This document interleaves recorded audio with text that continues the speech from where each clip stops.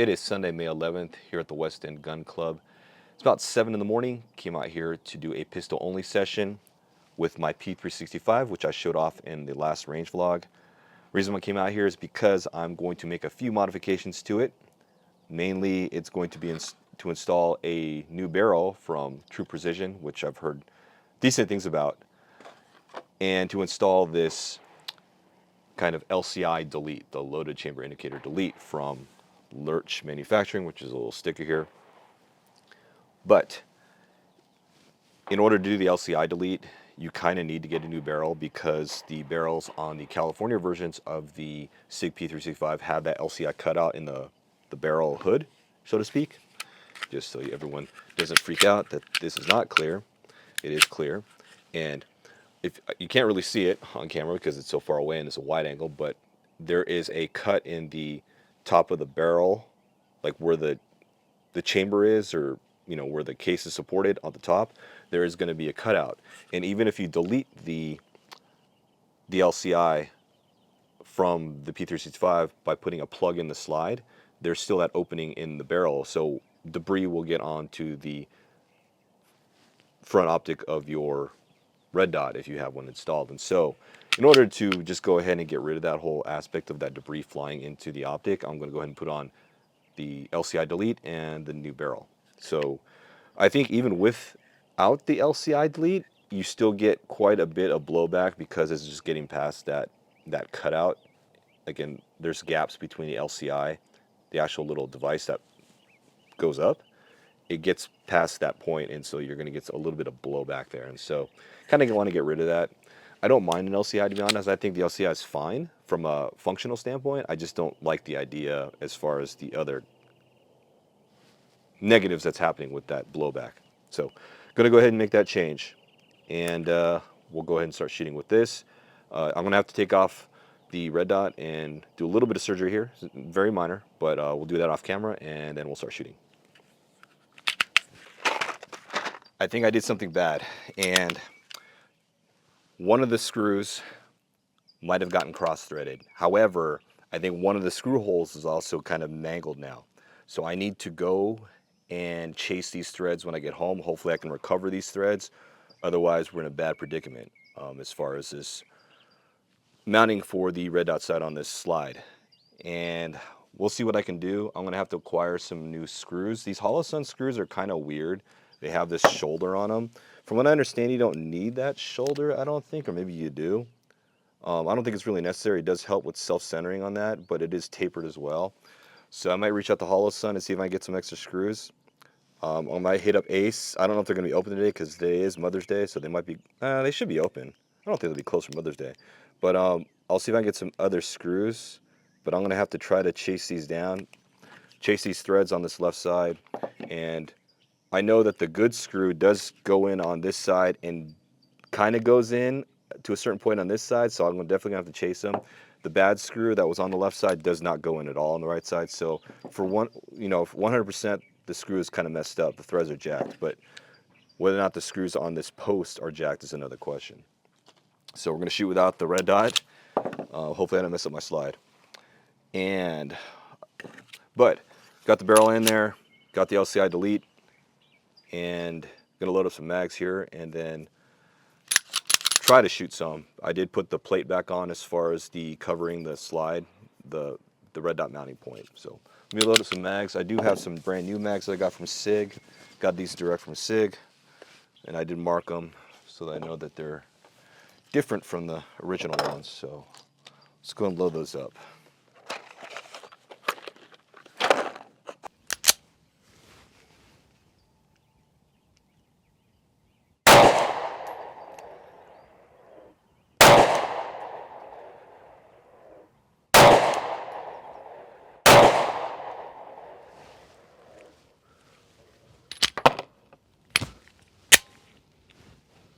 One failure to extract with the new barrel.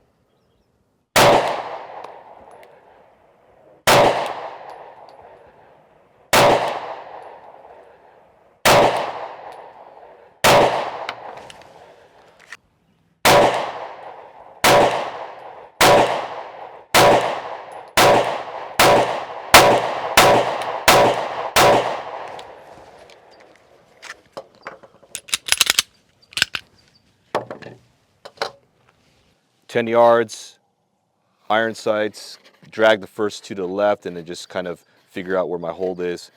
And I don't know, shooting kind of fast, but not too fast. Center mass, 10 yards. Stretches out to a little 15 because there's really not much of a challenge at 10 yards, to be honest. But we're good here. It is strange that I had a failure to eject on one of the rounds. That was the first mag to this new barrel, so we'll just have to see if there's a problem here.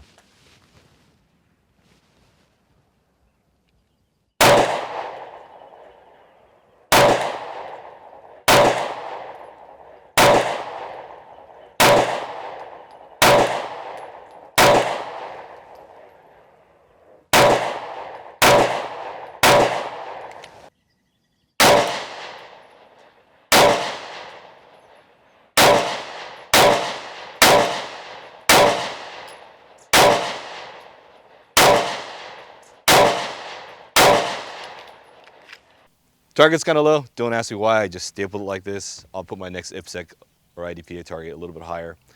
But I mean, 15 yards, I think I pulled 2 to the right. I think it's just not really pulling it, more along the lines of my sight picture. I do have a lot of play left to right with those irons.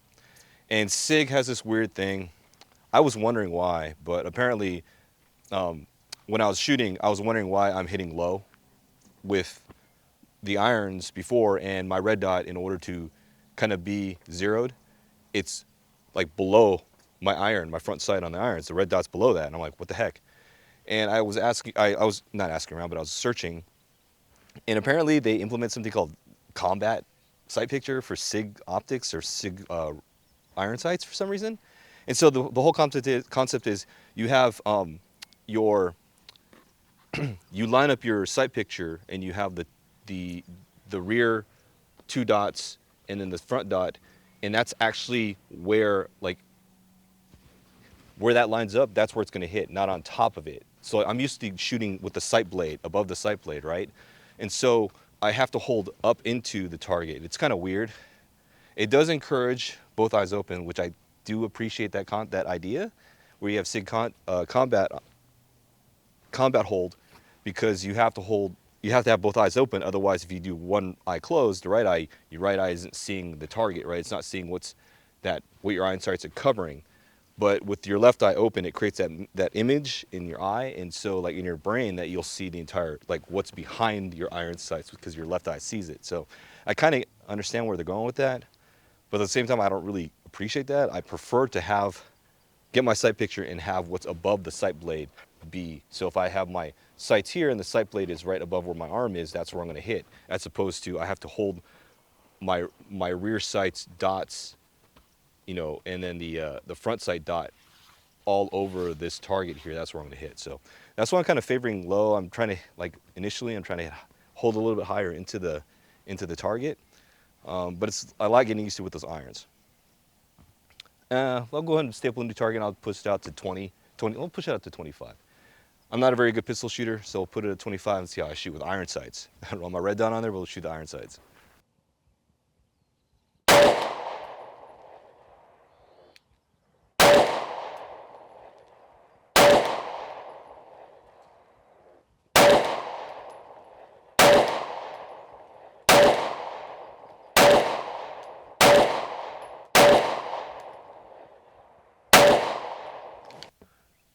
So 25 yards, iron sights. I'm pulling left to right as far as the kind of where I'm holding my sight picture here. Just keep in mind that I do have cataract surgery. I did have cataract surgery in my right eye several decades ago, and so my focus is front sight. But however, I'm wearing corrective lenses to infinity. So what happens is my sights are kind of blurry, so I can't really get a good consistent gap between the ears and my front sight. So that's why I do have a little bit of left to right play. That's what I explained this to. That's why I shoot red dots. But at least my elevation is fine, a little, so to speak, within palms. Although I did pull one, I'm guessing my 10th round went off to the left. Let me shoot one more mag, and we'll see where that hits.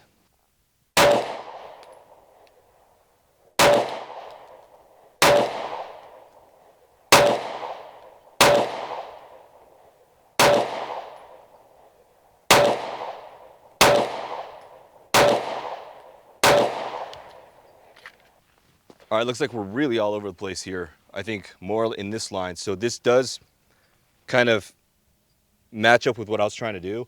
I was definitely focusing more on left and right, and I was getting a lot of, I was letting it drop up and down, but I was really focused on keeping it within the laterals. So that's where I'm at. A little bit of lows. I don't know. I was kind of holding high though, which I don't understand. I thought I was holding up into here, and it was still dropping low. Granted, we were 25 yards, so there's more of a drop. But I thought I was trying to put a sight picture here, so definitely dropping low here. So the True Precision barrel, it shoots and it functions. Did have one failure to extract, but we'll just chalk that up to a new gun because this is relatively new. It's barely got a couple hundred rounds on it, not even that. And the plug, the plug from Lurch Manufacturing to do the LCI delete works fine. So now that I have a true LCI delete on here, it looks pretty flush and clean. We just need to resolve the Holosun issue in the mount, so I'm going to have to go home, see if I can stop by Ace, hopefully they'll open today, grab some extra screws of the same thread, figure out, get some other screws and start trying to chase it down and see if I can clean up this thread, and then find a screw that's suitable for this Holosun in the meantime, because it does have a taper into it, so I can probably use a tapered screw, and we'll see if that works. And then if not, I can reach out to Holosun. Worst case, I run iron sights to carry this for a little bit, which I'm comfortable carrying iron sights. At close range, 10 yards, I have no problem, right? I can hit. It's just I'd rather have a red dot.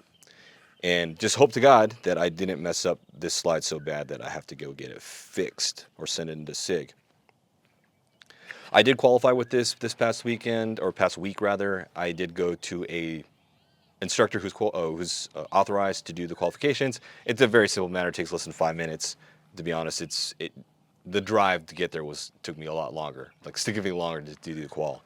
But it's so dead simple for Riverside. We shoot 6 rounds, I think, 6 rounds, 15, 6 rounds, 10, 6 rounds, 5, or vice versa, 5, 10, 15.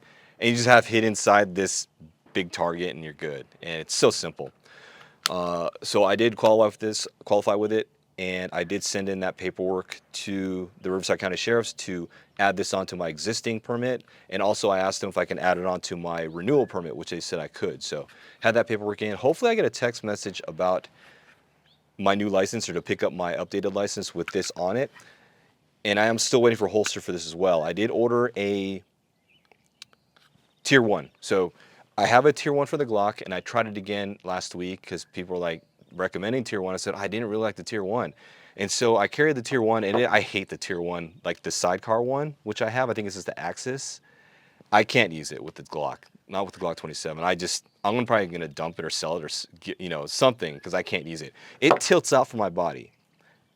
Don't know why, it just tilts out. It tilts out on the belt line, and maybe it's just the way my body is. I do need to lose weight. I am going on a diet, so I'm trying to cut down my calories significantly, but it does tilt outwards, and I can't use it. So I did get a Tier 1, but it's only a single, just a pistol only. It's not a sidecar. I can't remember what model it is, but I did pick up a Tier 1. Hopefully that one sits well. If not, I may just go back to the tried and true Incog, which my regular carry right now, my 26 is in my Jeep, but have my Incog holster for that. So worst case, I go with the Incog from G-Code, but hopefully that Tier 1 works out. I haven't got a shipment notification for it yet.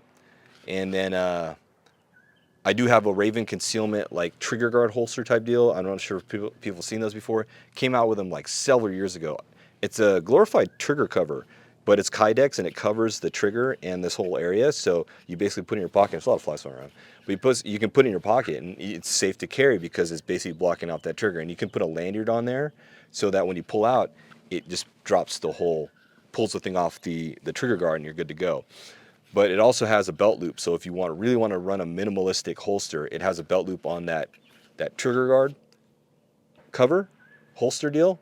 And so you can it's basically going to cover the trigger guard. You have a belt loop, and you can just run it there. And it's very, very minimalistic. And I can carry that if I want to.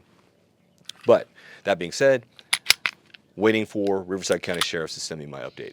Anyway, I'm going to pack it in, swing by Ace. Hopefully they're open, and then try to fix this up today in the garage. Thanks for watching.